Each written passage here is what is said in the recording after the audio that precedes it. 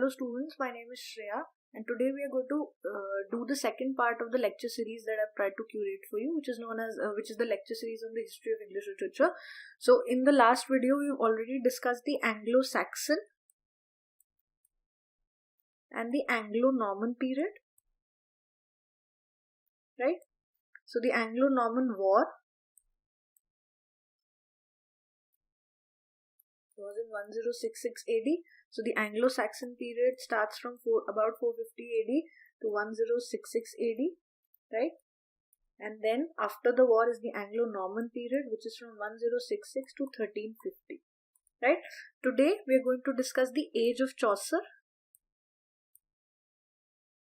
right, which is a very short span of time, so it's not very long. If you look at the period in terms of years, it's only for 50 years, so it starts from 1350 and ends on 1400, right? But why is this age important? Because Geoffrey Chaucer's text, the Canterbury Tales is one of the benchmark texts of English literature, right? And so it's important for you, and there are often questions in various examinations which are of the objective nature, and even question papers that are of subjective nature. The questions range from the fact that the questions tend to appear from the areas as to when you have to talk about the contemporaries of Chaucer, or who are the people who are known as Scottish Chaucers, right? So these are the questions that keep on appearing, right? So this short span of 50 years is very important for us, right? Now some literary historians who try and trace the chronological order of history of English literature often place the age of Chaucer in the era which is also known as the revival of learning, right? So there is a tendency to place Chaucer in this era, right? And so this can be said to range from 1400 to 1550. So the entire age of Chaucer plus revival of learning could be said to range from 1350 to 1550. So it's a span of 200 years, right? But we are going to look at age of Chaucer separately, and then in the next lecture we are going to look at the revival of learning, right? So starting with Chaucer, it's first important for you to know who are the people who are writing with Chaucer, right? So who are the contemporaries of Chaucer?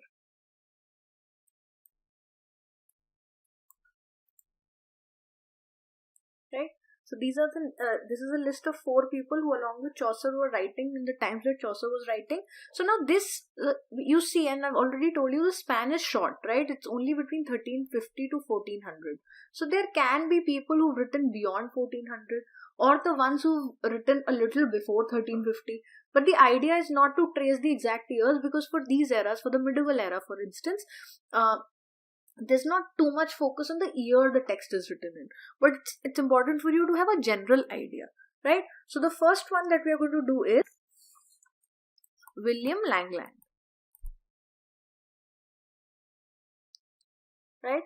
And the very important text that was written by him is Piers Plowman, right? Now this text is an allegorical narrative poem.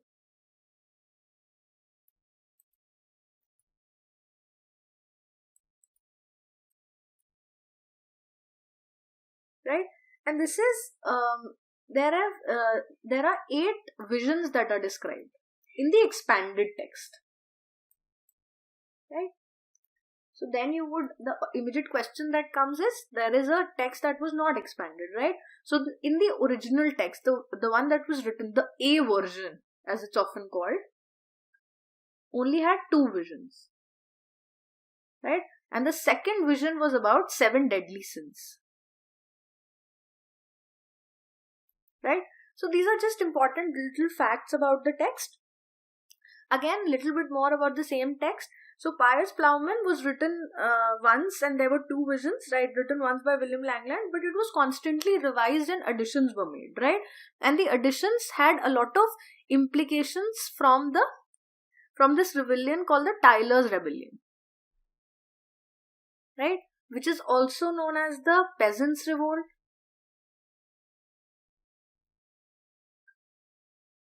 Right? And also the Great Rising. Right? These are the various names for Tyler's Rebellion. So in So in Pious Plowman, there have been, like I told you, the A version has 2 visions, right? But there are, in the final text that was written in the final version of the text, there are 8 visions. It's the expanded text.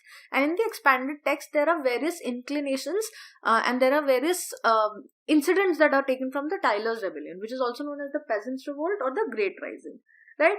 Now, another important fact here, it also, the Tyler's Rebellion, one of the reasons of the Tyler's Rebellion was the Black Death, which were massive number of deaths due to plague.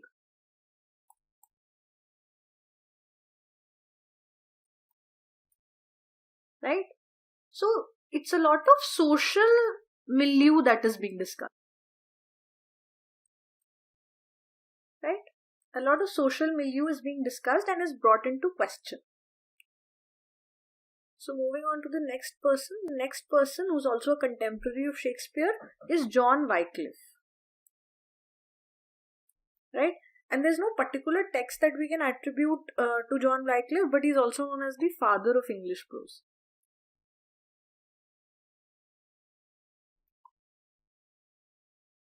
Right?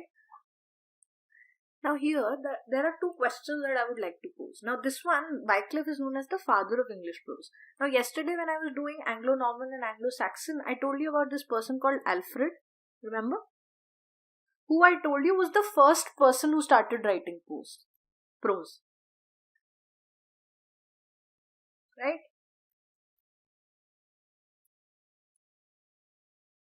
And I also told you his position as a translator was very important. Right? Why I'm telling you this, you'll know very soon. Right?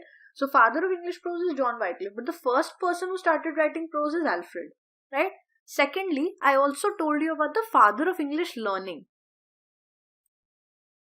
Right? For those of you who've not seen the previous video on Anglo-Saxon and Anglo-Norman, if you're trying to follow the lecture series, I would want you to go back to it and revisit it so that you have a better understanding of what we are going to do now, because everything is going to be associated to what I've already taught. Right? So the father of English learning is Bede, who I've already told you is known as the Venerable Bede. Right? So the father of English learning is Bede, but the father of English prose is John Wycliffe.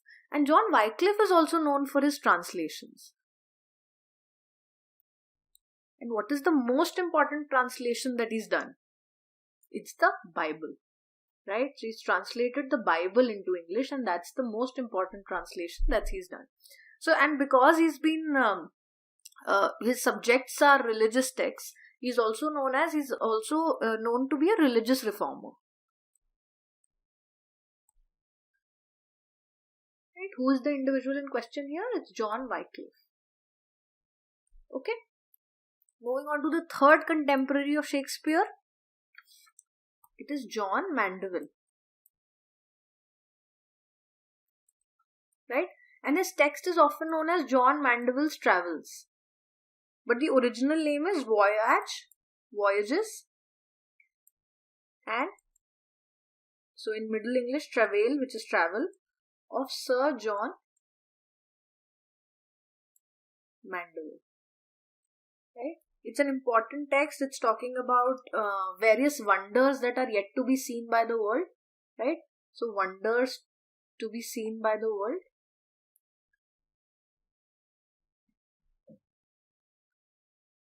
Remember that this was originally in French. And like I told you about the Anglo-Norman period, there was a lot of French influence. And it was later translated into English. Right? So moving on to the fourth contemporary of Shakespeare is John Gower.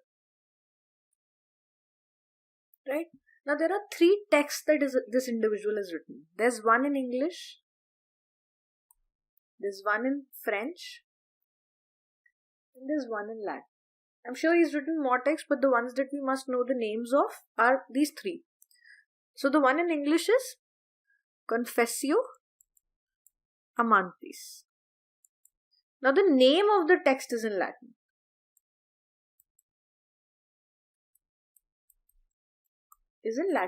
Right? And what is this? How does it translate into English? It's a lover's confession.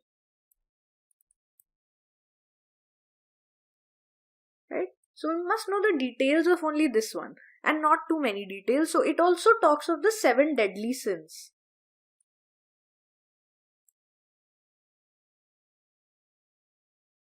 But they are taken in terms of love, right? So the 7 deadly sins of love, right? Now there was the 7 deadly sins in what text? In William Langland's Pious Plowman, right? Where there were 2 visions in the A version, where one of the visions was about the 7 deadly sins. So if immediately in a span of the 4 contemporaries of Shakespeare, where one is William Langland, the next one is John Gower, both of these people have in their text involved the 7 deadly sins in some manner or the other, right? So involvement of 7 deadly sins means religious overtones, right? And then you met John Wycliffe, who's known as the father of English prose, who's in fact translated the Bible, and is also known as the religious reformer.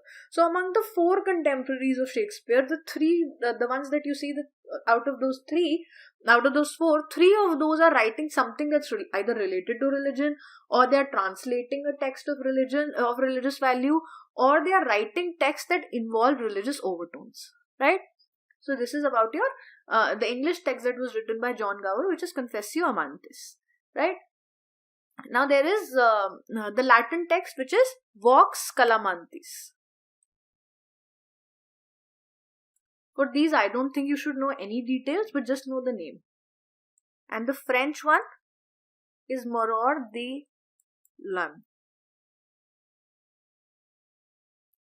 Right? So these are the 3 texts that John Gower has written.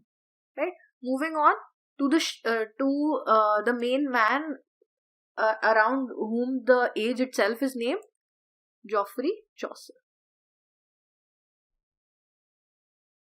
Right? So now Chaucer, his entire writing career can be divided into 3 eras, which are the French, Italian, and the English era. So let's look at each of these eras and try and understand the works that were written each time, right? So the French era, he's translated one text, the French of which is Roman de la Rose, right? Which is translated as Romaunt of the Rose, right? So it's the French original, and it's translated into English. Now, why this era is known as the French era? Because a lot of inspiration was taken from the French texts that were already existing, right? The second one in this series is the death of Blanche the Duchess.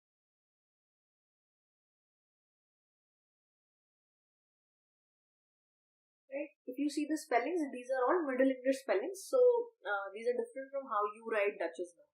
Okay? Or it's also known as the Book of Duchess. Book of the Duchess. Right? Little bit a fact that's important about this text. The text, which is also known as the Book of the Duchess. I'm writing it again for those of you who are taking down notes, because it's an important text and you should know the little history that I'm going to tell you about the book now. So it was written after the death of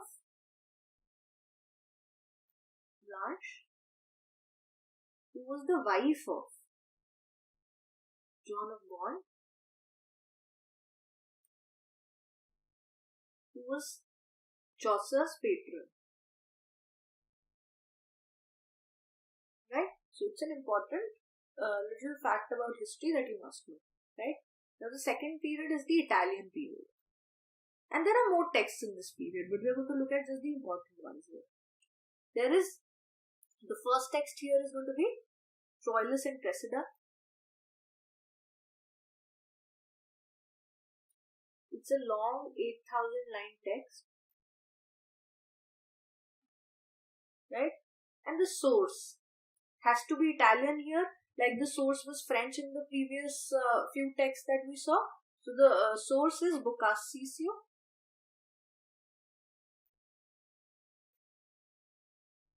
Il Filos Preto, right? 𝐒𝐞𝐧𝐝𝐬.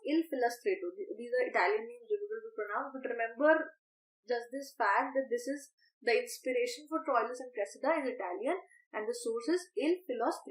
Okay. Then there is the second one, which is, I'll write it on the next page again because it's an important text here. It's the House of Fame. Right? So the House of Fame is an unfinished poem first. There are often objective type questions that put 4 or 5 texts in a series and ask you the ones that are unfinished, right? So the inspiration for House of Fame comes from inspired by various Italian poets, but especially the works of Ovid, Virgil, and most importantly Dante's Divine Comedy. Right? So these have been the source of House of Fame, which is an unfinished poem where the author or the narrator rather is carried away in a dream by a great eagle. So remember the great eagle, right? And there is also the talk of Temple of Venus and the house. This house stands on rock of ice.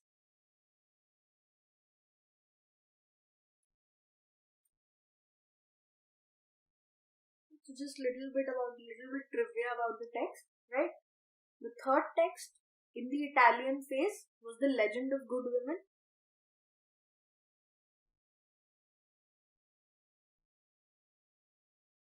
Where 9 women are being talked of.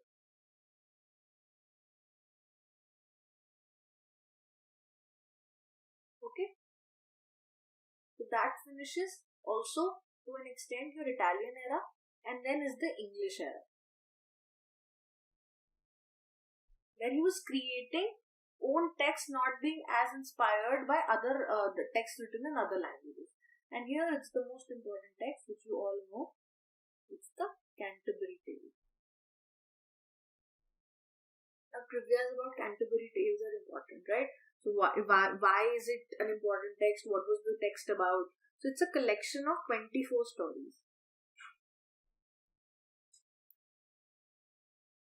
Remember that this is also in a way incomplete because there were more stories that were intended to be written, right? And what is happening in the text? It's a storytelling competition, right? It's a storytelling competition where there are a group of pilgrims who are traveling from London to Canterbury, right? Because they want to visit the shrine of St. Thomas Becket.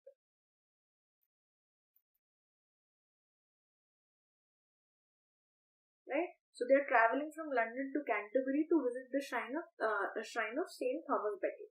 And what is the competition? The competition is storytelling competition. And what would be the prize of the competition? The prize would be a free meal at Tabard. It's the name of the inn. It's the name of the place where they're going to stop for a while, and they would get this prize while they are returning from the shrine. So after their pilgrimage, whoever wins this storytelling competition would get a prize, which is going to be a free meal at Tabard, right? So this is a little bit about the brief idea about Canterbury Tales. Some tales that you must look at in detail in the preface that which precedes the tales. There's Miller's Tale. There's Nun Priest's Tale. Right? There is the Knight's Tale.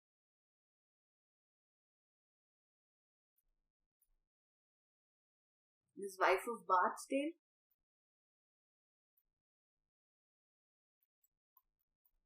Yeah? So these you must look at in detail. Because there can be detailed questions in your subjective or objective type of paper, right? So that concludes the age of Chaucer along with the contemporaries. There is also a category of people who are known as Scottish Chaucers, right? Now these individuals we cover in the next lecture because they are writing in the age of revival of learning more than the eras that we were looking at. So they're not writing between 1315 to 1400, but more towards later part of 1400, right? So we're going to cover Scottish Chaucers, and we're going to start our lecture on revival of learning, right, with Scottish Chaucers only, right?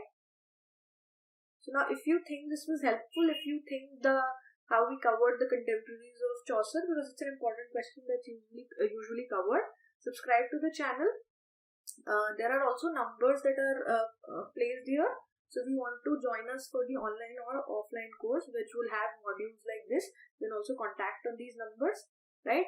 And any suggestions that you have, anything that you want me to improve upon, you can obviously comment on the comment down below, right? And I'm going to try and place all the lectures of this series together.